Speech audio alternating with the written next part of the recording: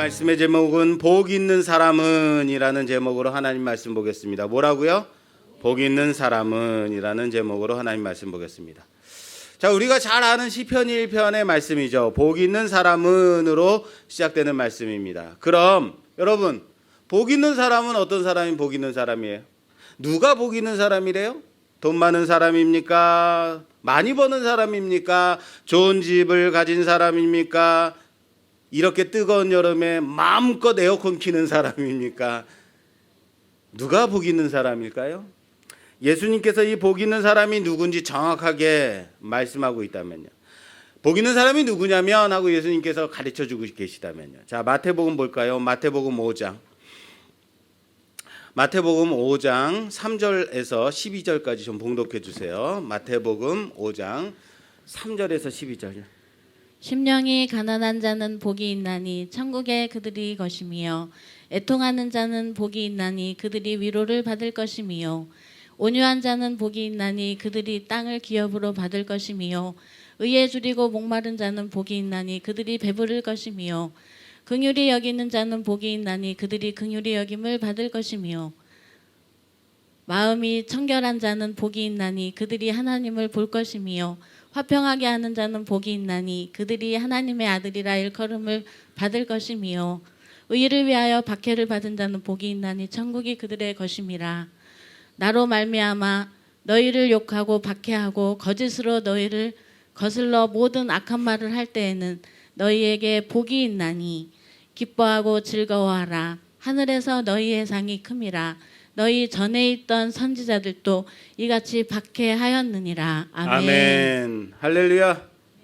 예, 복 있는 사람이 누군지 아시겠죠? 주님께서 분명히 말씀하고 있어요. 심령이 가난한 자, 애통하는 자, 온유한 자, 의에 줄이고 목마른 자, 긍휼히 여기는 자, 마음이 청결한 자, 화평하게 하는 자, 박해를 받는 자, 이 사람이 복이 있다라고 말해요. 복 있는 자가 이 사람들이라는 거예요. 복 있는 자가 바로 이 사람들. 예수님께서 이 사람들이 복이 있다. 자, 그 중에도 지금 예수님을 따라 이 산까지 올라와서 이 산상수훈을 듣고 있었던 그들을 바라보면서 초롱초롱한 그 눈빛으로 예수님의 그 말씀에 귀를 기울이는 사람, 그 사람들을 가리키면서 복 있는 사람이 누구냐면 심령이 가난한 사람이야, 마음이 청결한 사람이야, 애통해야 하는 자다. 그들을 바라보시면서 하시는 말씀이에요. 이거 좀 조용히로 해주세요. 그래서 우리는 복 있는 사람이 누구냐라고 할 때, 지금 예수님께서 전혀 없었던 사람을 얘기하는 게 아니라 지금 예수님의 말씀을 듣고 있는 사람들을 바라보시면서 하시는 지금 복 있는 사람의 선포, 바로 이 말씀을 듣고 있는 자들이구나라고 알 수 있어요. 그래서 우리는 오늘 시편 말씀, 시편 1편의 말씀이 시작될 때 이 복 있는 사람이 누구냐면 이라고 말씀이 시작될 때, 이 복 있는 사람은 바로 마태복음 5장의 산상수훈에 나오는 그 사람들이구나라고 생각하면서 그 전제로 봐야 된다라는 거예요. 여기 복 있는 사람들이 주님의 말씀을 듣고 있는 그 사람들이다. 어디 하나 이 사람들이 어디 하나 돈이 많고 돈 많이 벌고 등 따시게 살고 좋은 집에 사는 사람 없었다라는 거예요. 하나님의 언약을 따라서 주의 나라가 회복되기를 기다리는 자, 이스라엘을 회복시킬 그 메시아를 기다리는 그 사람들. 그래서 지금 하나님 나라의 이 복음이 선포되어지는 이 주님의 말씀에 집중해서 듣고 있는 이 사람들이 복이 있는 사람들이다라는 사실을 믿으시길 바랍니다. 그렇다면 예수님의 그 현장에서 그 말씀을 듣고 있었던 자들이 복이 있는 자들이라면, 지금 하나님의 말씀이 선포되어지는 이 말씀을 사모하는 마음으로 듣고 있는 여러분들이 복 있는 자라는 사실을 믿으시길 바랍니다. 왜 아멘이 작냐면요, 다른 복이 있을 것 같단 말이죠. 아니 내가 받은 복이 없는데 받은 복을 자꾸 세워보라는 거예요? 더 좀 뭐가 있을 것 같은데. 그렇다면 자, 왜 이 사람들이 주님의 말씀에 관심을 갖고 있었을까요? 왜 집중해서 여기 산까지 따라 올라와서 예수님의 말씀을 듣고 있었을까요? 왜 그런 사람들일까? 좀 이해가 될 수 있다는 거예요. 왠 줄 아세요? 지금 이 예수님을 따라온 사람들, 가난한 사람, 목마른 사람, 의에 줄이고 목마른 사람, 박해를 받는 사람, 애통하는 사람, 왜 이런 사람들이 여기 앉아 있었는가? 왜 우리 같은 어려운 사람, 장애를 입은 사람, 사회에서 높은 지위에 있지 않는 사람, 왜 이런 사람들이 여기 우리 말씀교회에 모여서 이렇게 있을까? 지금 우리 자신이 살고 있는 이 땅의 소망이 없기 때문입니다. 삶이 팍팍하고 하루하루 벌어먹고 살아야만 하는 이런 자들에게는 내일을 보장할 수 없기 때문에, 그래서 이 땅의 소망이 아닌 하나님의 나라의 소망이 필요하기 때문에, 그래서 산까지 쫓아왔던 거죠.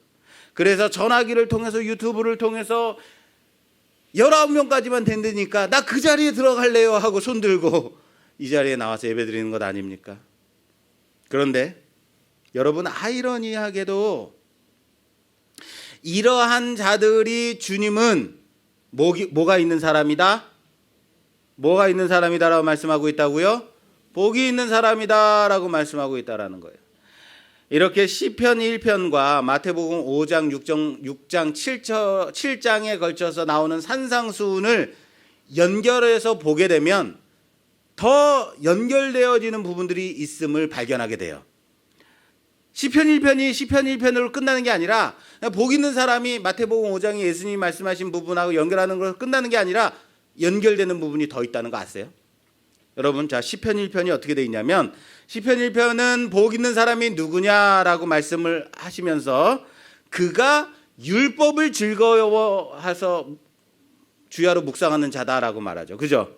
율법을 즐거워하는 자다. 자, 마태복음 5장부터 시작되는 산상수훈의 말씀에서도 주님이 팔복, 복 있는 사람이 누구냐면 하고 말씀하시고는 바로 이어서 율법에 대해서 설명하고 있다는 거 아세요? 집에 가서 한번 읽어보세요. 마태복음 5장, 6장, 7장. 복 있는 사람에 대해서 나오고 그 다음에 율법에는 하고 말씀을 시작해요. 율법이 나와요. 율법을 가르치고 있어요.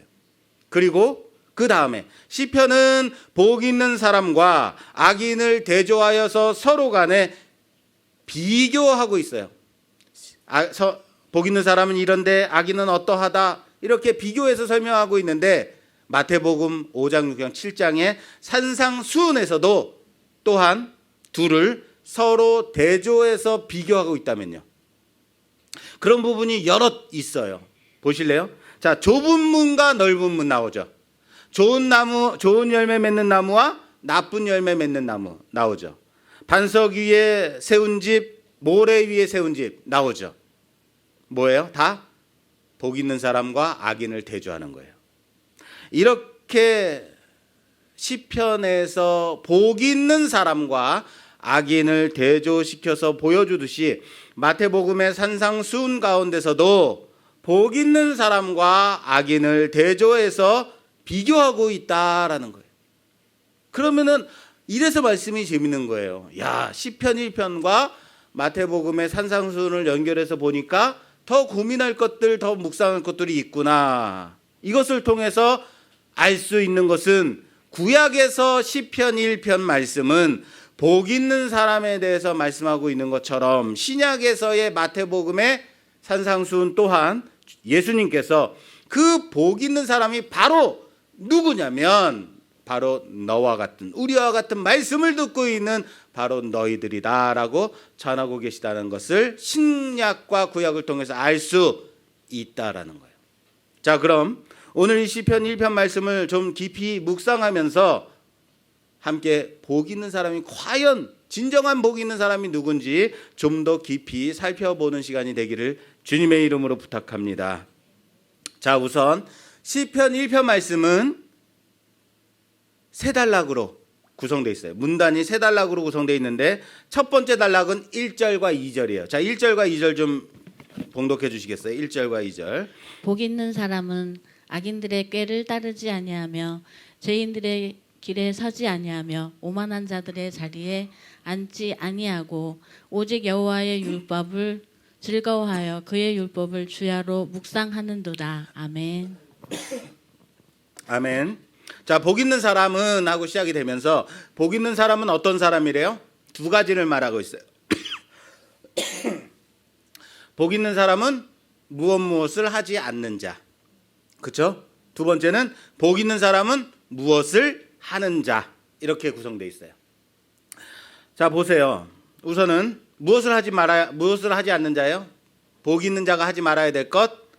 악인의 꾀를 따르지 아니하고 죄인들의 길에 서지 아니하고 오만한 자의 자리에 앉지 아니하는 자. 무엇 하지 않는 자라고 말하고 있어요. 따르지 않고 서지 않고 앉지 않는 자. 그래서 이것을 반대로 생각해 보면 악인들의 꾀를 따르다 보면 어떻게 된다는 거예요? 솔깃해져서 그 길에 서게 된다는 거죠. 그 길에 서게 되면 어떻게 된다는 거예요? 그 자리에 주저앉게 된다는 거죠. 그렇습니다. 처음부터 따르지 않음이 중요하다는 거예요. 처음부터 그 길에 서지 않음이 지혜다라는 사실.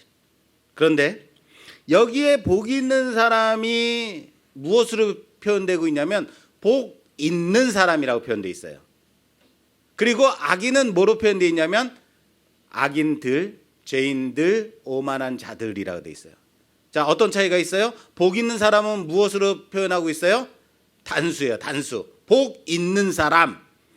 악인은 복수예요. 복수.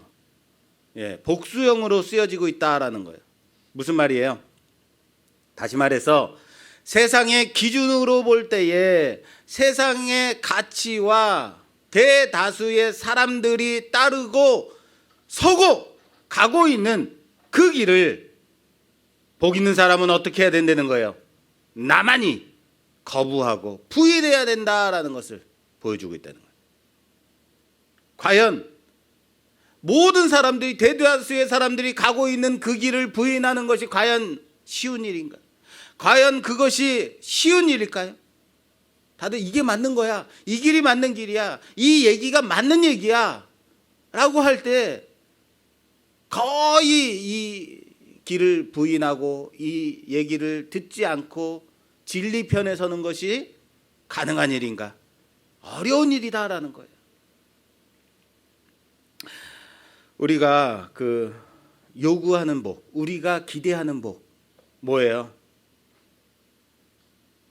애통하는 복입니까? 가난한 복입니까? 목마르고 배고픈 복입니까? 우리가 기대하는 복이 있다라는 거예요. 뭐예요? 그런데 우리가 기대하는 복 또한 세상에서 보여주는 땅의 기준으로 보는 복이라면 우리 또한 그런 복을 요구하고 기대하고 있지 않느냐라는 거예요. 그렇다면 세상을 따라 살아가야만, 세상을 따라가야만 세상이 주는 복을 받을 수 있는 거죠. 그런데 그 기준이 세상에 놓여 있기 때문에 우리가 원하는 복, 세상 이퀄 이렇게 가게 된다라는 거예요. 우리가 향하는 길이 세상 사람들이 가는 그 길에서 벗어나서 홀로 서야만 한다면요. 과연 어떤 마음이 들까요? 이것이 과연 가능한 일인가? 우리는 시편 1편 말씀을 보면서 복 있는 사람은 죄인들의 꾀를 따르지 아니하고 악인들의 자리에 서지 아니하고 오만한 자들의 자리에 앉지 아니하는 거야 라고 말하니까 그래 그러지 말아야지 하고 아멘 끝나요. 근데 좀 더 고민할 필요가 있다는 거예요. 아시겠어요? 자, 그러면 이젠 복 있는 사람이 무엇을 해야 된다고요? 복 있는 사람이 해야 될 것 뭐라고 하냐면 무엇을 하는 자가 복 있는 자냐면 여호와의 율법을 즐거워하여 주야로 묵상하는 자. 자, 따라서 합시다. 여호와의 율법을 즐거워하여 주야로 묵상하는 자. 할렐루야. 여호와의 율법을 즐거워하여 주야로 묵상한다라는 것. 이거 믿으십니까? 안 믿으세요? 믿으십니까? 믿으시죠? 근데 이거 이해가 되세요? 여러분 잘 생각해 보세요. 잘 생각하셔야 돼요. 당시에 이 시편이 쓰여지는 당시에 하나님의 말씀이요. 지금 우리가 보는 성경처럼 신구약 66권이 아니었죠. 당시에 하나님의 말씀은 율법, 토라라고 하는 율법이었어요. 모세 오경이 전부인 때였다라는 거예요. 하나님의 말씀이 너무너무 좋다? 이게 무슨 말이에요? 하나님의 율법이 너무 좋아 이거예요. 쉽게 말할까요? 대한민국의 헌법이 너무 좋아. 그래서 맨날 나는 헌법을 보고 있는 거야. 헌법 1조는 대한민국의 주권자는 국민이다. 대한민국의 힘은 국민에게서 나온다. 너무 달콤해. 이해되세요? 이거예요 지금요 여러분. 성경 율법 안 보셨어요? 지금이야 마태복음, 마가복음, 누가복음, 뭐 사도행전 뭐 이런 것도 있으니까 우리 예수님의 행적을 따라 보니까 재밌죠. 지금이야 그렇게 볼 수 있지만 여러분 레위기 정말 즐겁고 달콤하세요? 아유 그래요 지루해요. 그런데 그 율법을 즐거워하며 주야로 묵상한다는 거예요. 레위기만 맨날 보라고 그래봐요. 여러분 안 읽고 말지. 복 있는 사람은 여호와의 율법을 즐거워하여 주야로 묵상하는 자로다. 아멘. 안 나온다고요. 나는 성경 열심히 읽으니까 복 있는 사람 오케이. 아니라고요. 그렇게 쉽게 생각할 문제 아니라. 괜히 시편 1편 아주 간단한 시편 같은데 심각하게 이끌어가고 있어요. 이거 어떻게 해결해야 되나 지금 갑자기 고민이 시작됐습니다. 자, 한때 제 집사람이 아내가 하는 말이 나는 성경만 읽으면 졸려라고 말해요. 졸린 게 나의 병인가 봐라고. 난 병에 걸린 것 같아. 졸림병. 왜 성경을 보는데 이렇게 졸린지 모르겠어요 라고 말하더라고요. 아니에요. 졸린 시간에 보니까 성경이 졸린 거예요. 졸린 게 내가 병이 있어서 병이 있어가지고 졸린 게 아니라 졸린 시간에만 보더라고요. 저녁 때 자기 전에. 가뜩이나 율법이 적혀 있고 제사법이나 요즘 우리 큐티하는 성막이 만드는 법 이거 나오면 이런 거 어때요? 잔뜩 써 있으면 안 졸릴 시간에 읽어도 졸려요. 무슨 말인지 모르겠다고요. 그런데 자기 전에 성경을 많이 읽어요. 성경을 보는 시간이 자기 전에 보면 어때요? 이것은 확실히 수면제 오케이 맞는 거예요. 졸릴 수밖에 없더라라는 거예요. 제가 뭐라고 지적을 했겠죠 또. 그래서 그런지 몰라도 언제부턴가 성경을 낮에 읽더라고요. 낮에 읽어도 조심해야 될 거는 밥 먹고 나서 읽으면 안 돼요. 식후 성경 복용 바로 졸립니다. 졸립다고요. 율법을 주야로 묵상하며 즐거워한다라는 건요. 정말 이 말씀을 주신 분을 좋아해서 그 말씀을 되새김질하는 것 그런 거예요. 사랑하는 사람이 하는 말들이요. 어때요? 뭐든지 달콤하더라라는 거예요. 달콤한 적이 없으셨던 듯한 표정인 거예요. 난 사랑이라는 걸 모르고 연애라는 걸 모르고 살았는데요. 사랑하는 사람이요 있으면요 그 사람이 하는 말이 얼마나 좋고 달콤한지 몰라요. 그 사람이 하는 말들을 의미 있는 말이든 의미 없는 말이든 이거 다시 한번 또 되새기고 별 의미 없이 한 말 또한 다시 생각해보고 이거 나한테 한 말 맞지? 이렇게 생각한다고요. 그런 적 없으세요? 솔직히 여러분 제사법 이거 제사법이나 율법 뭐예요? 해야 되는 일, 하지 말아야 되는 일 이런 일들을 잔뜩 적어놓은 율법이요. 어렵고 뭔 말하는지 모르고 성막 만드는 방법 정말 이해하기 어려운 건 사실이라고요. 목사 또한 그렇게 생각이 된다고요. 요즘 우리 큐티 아침마다 큐티하는 말씀이 계속 뭐였어요? 성막 만드는 법이었어요. 성막 만드는 거 계속 보다 보니까 다들 힘들어하더라고요. 성막 안에 그 말씀 안에 그 의미가 무엇인지 고민되면서 요즘 들어서 그 말씀에 대한 큐티 내용이 안 올라오더라고요. 그런데 요즘 제가 이 성막을 만드는 이 본문을 매일 아침마다 묵상을 하다 보니까 새롭게 다가오는 부분들이 있더라고요. 율법의 그 의미 하나하나가 새롭게 다가오더라라는 거예요. 에이, 목사니까 그럴 수 있다고요? 아니에요. 목사도요, 어려운 건 어렵고 지루한 건 지루한 거예요. 저도 레위기요, 딱 시작되면 후딱 빨리 읽고 지나가 버려야지 이렇게 본다고요. 그게 일수라고요. 그런데 이 말씀을 주신 그 하나님을 묵상하면서 보는, 이 말씀을 허락하신 그 하나님의 그 마음을 알려고 그 마음을 묵상하니까, 깊이 묵상하니까 깨달아지는 게 있더라라는 거예요. 물론 그렇게 되기가 쉽지는 않습니다. 그런데 중요한 건 뭐냐면 알면 알수록, 보면 볼수록 더 알게 되는 게 있고 더 보이게 되는 게 있더라는 거예요. 이 말을 한 분이 누군가, 이 말씀을 주신 분이 어떠한 분인가 더 알면 더 보이는 게 있더라는 사실을 믿으시기 바랍니다. 그래서 깊이 묵상하고 대새김질을 하다 보면 그 마음을 더 깨닫게 되더라라는 겁니다. 이렇게 깨달아 알게 되는 역사가 우리 안에 있기를 주님의 이름으로 축원합니다. 자, 그러니까 복이 있는 사람이 되는 거예요. 알게 되니까, 보게 되니까, 깊이 묵상하게 되니까 그게 복이 있는 사람이더라라는 거예요. 그런데요, 중요한 게 있어요. 칼빈 선생이요, 이렇게 말했습니다. 사람은 본성적으로 율법을 사랑하지 않는다. 뭐라고요? 사람은 본성적으로 율법을 사랑하지 않는데요. 율법을 사랑할 수 없는 존재래요. 아니, 이스라엘이 그렇게 읽고 지키려고 몸부림쳤던 그 하나님의 율법을 칼빈이 부인하고 있어요. 본성적으로 사랑할 수 없는 존재다. 무슨 말인지 아시겠어요? 그렇습니다.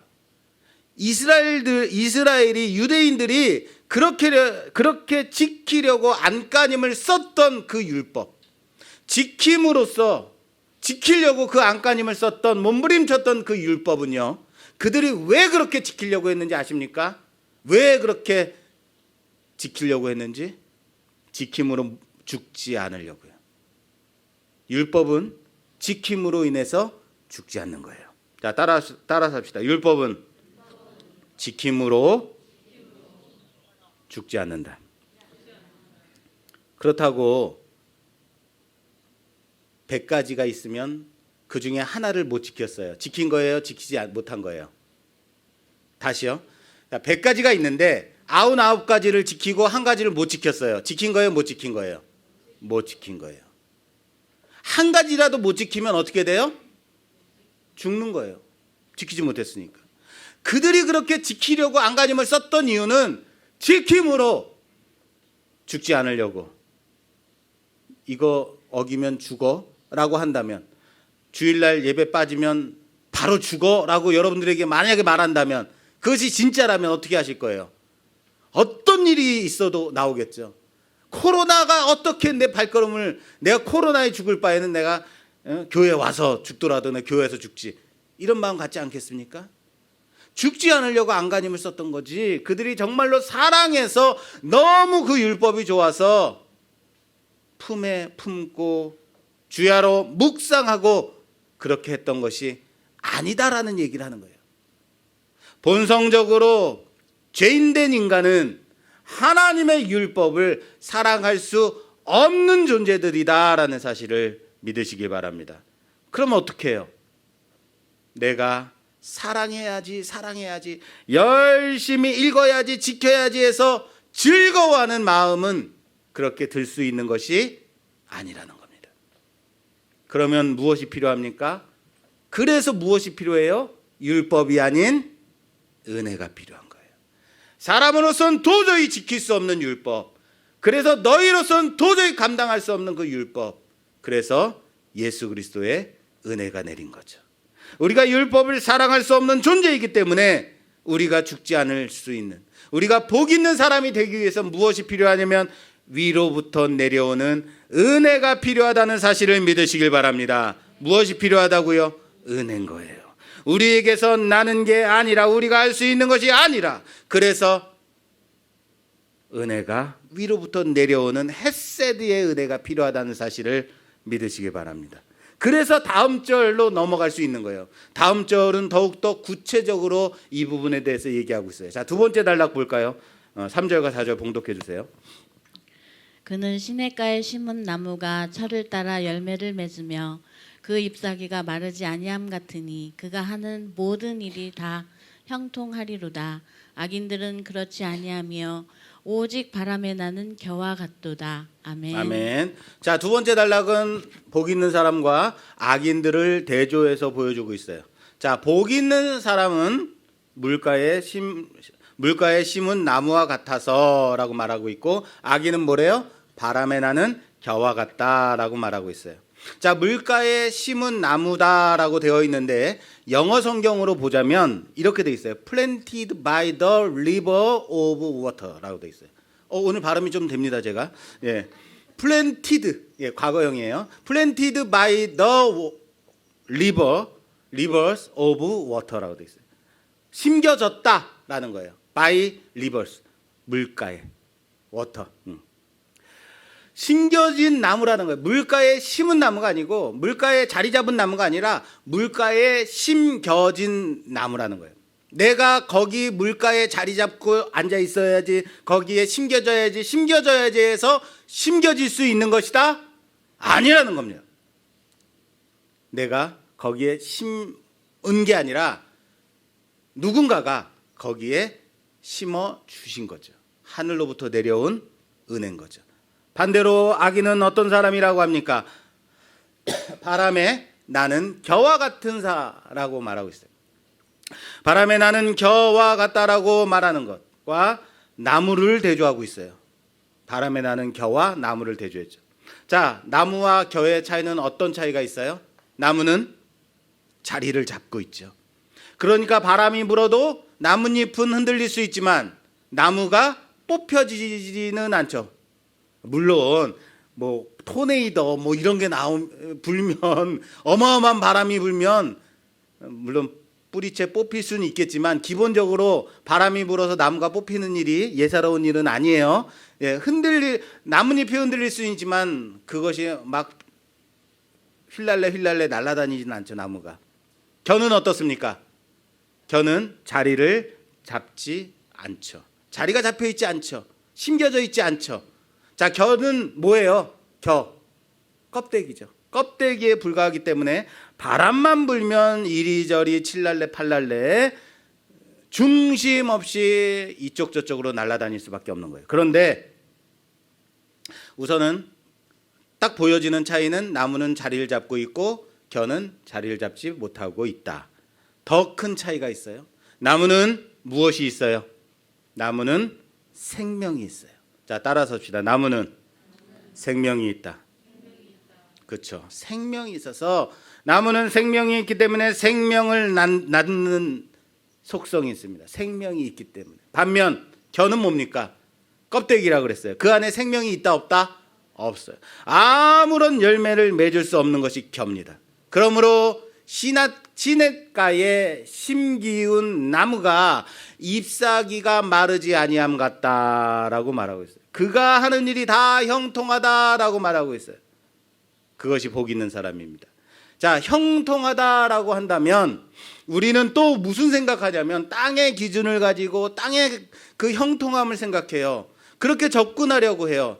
형통 뭡니까? 마치 복 있는 사람에서 그 복은 세상의 복과 같은 것으로 생각하는 것처럼 형통도 또 그렇게 생각한다고요. 형통 또한 만사형통 이렇게 간단 말이에요. 모든 일이 잘 되는 것 이렇게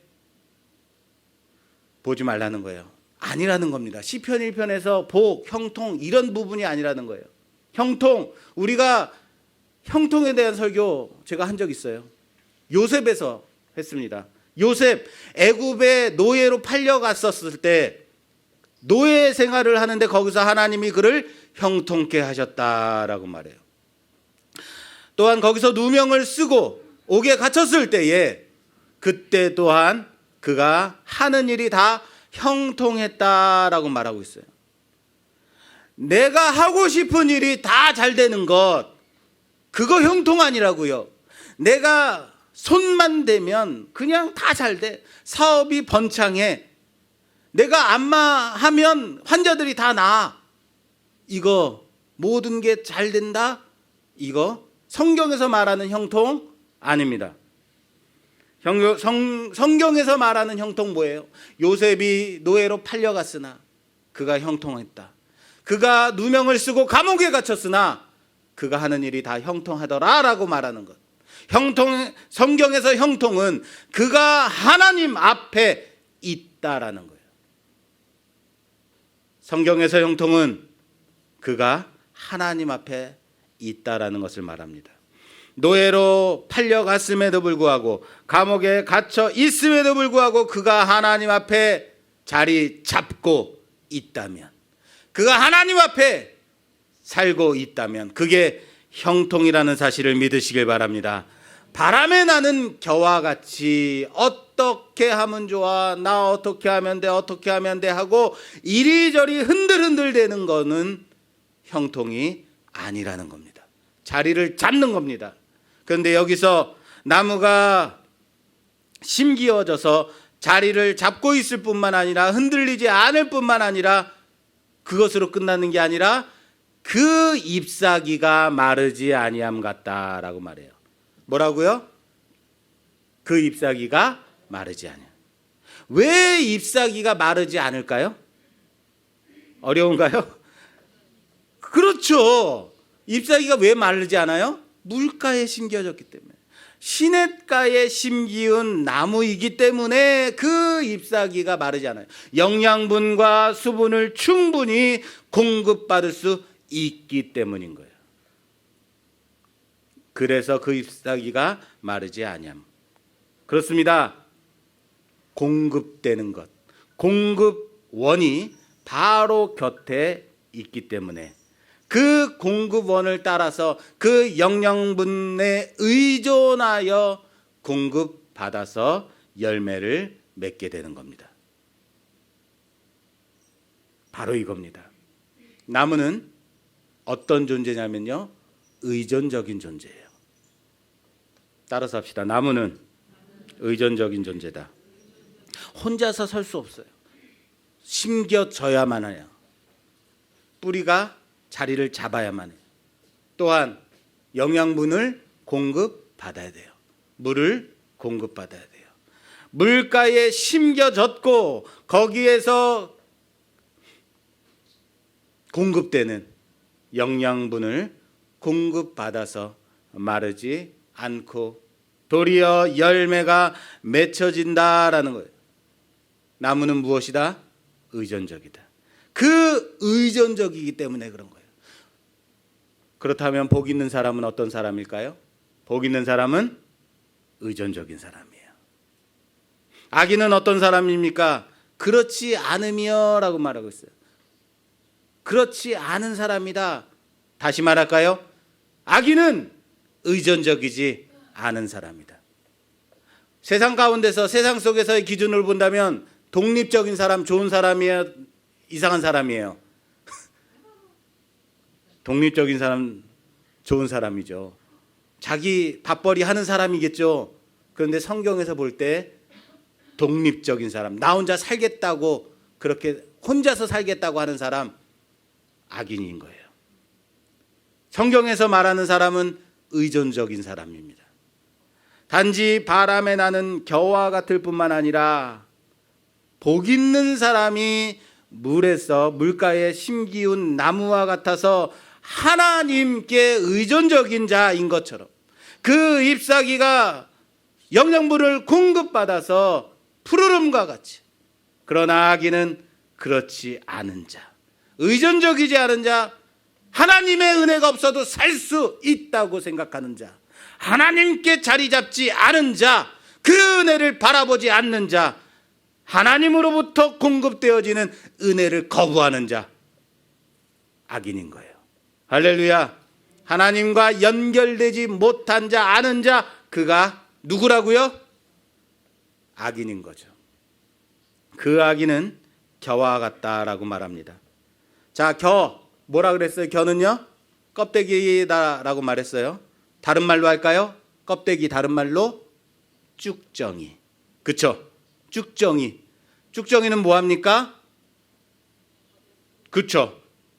쭉정이는 모아 불에 던져버려라, 이런 거예요. 추수할 때 알곡은 모아 곡간에 모아두고 쭉정이는 모아서 어떻게 하죠? 그렇죠. 불살라버리죠. 불에 던져버리죠.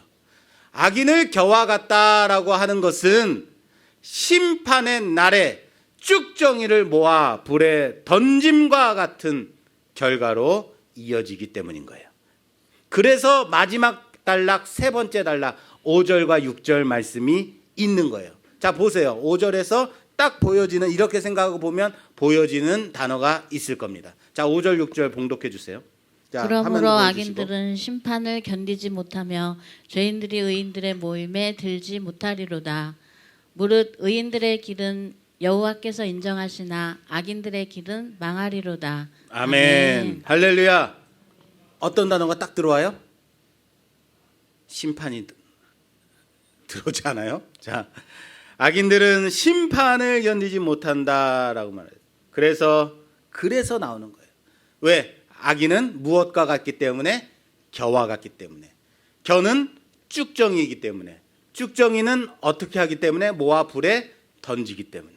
그래서 심판이 나오는 거예요. 쭉정이는 모아 불에 불살라 버리기 때문에 심판이라는 단어가 마지막 절에 나오는 거예요. 5절에. 굳이 악인을 우리가 이렇게 깊이 묵상할 필요는 없습니다.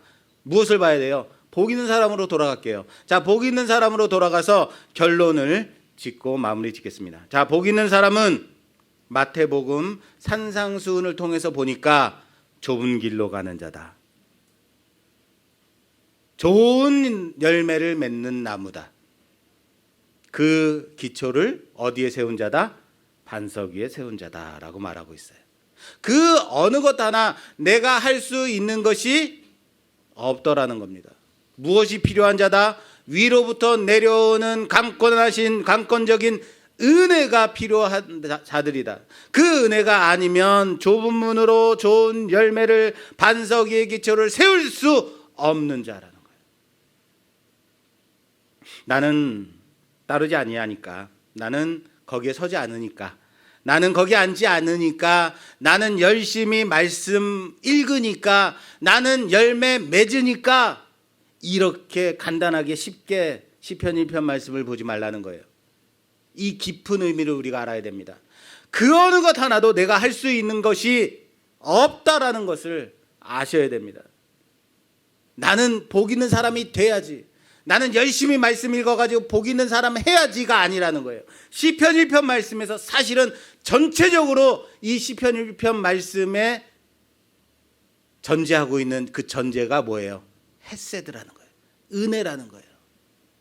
대다수를 따라 행동하는 우리가, 다수의 의견을 존중하고 살아야 한다고 배웠던 우리가 그들의 생각을 공유하고, 세상의 생각을 공유하고 세상의 가치를 따라 살아가기에 익숙한 이 땅의 가치를 두고 사는 사람이 지금 우리가 살고 있는 기준이라는 거예요. 우리들이 가지고 있는 복의 기준이더라는 거예요. 우리가 갖고 있는 형통의 기준이더라는 거예요. 그렇지 않던가요? 진정으로 하나님의 율법을 사랑할 수 있는가?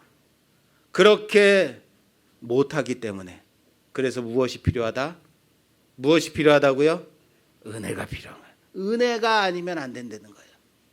은혜에 의존적인 사람, 하나님께 의존적인 사람, 은혜가 필요한 사람, 하늘 소망하며 살아가는 자, 심령이 가난한 자, 핍박받는 자, 애통하는 자, 줄이고 목마른 자, 그래서 이 땅에 소망이 없는 자, 그래서 하늘 소망 품고 그 소망이 아니면 살 수가 없는 자, 그 자가 누구라고요?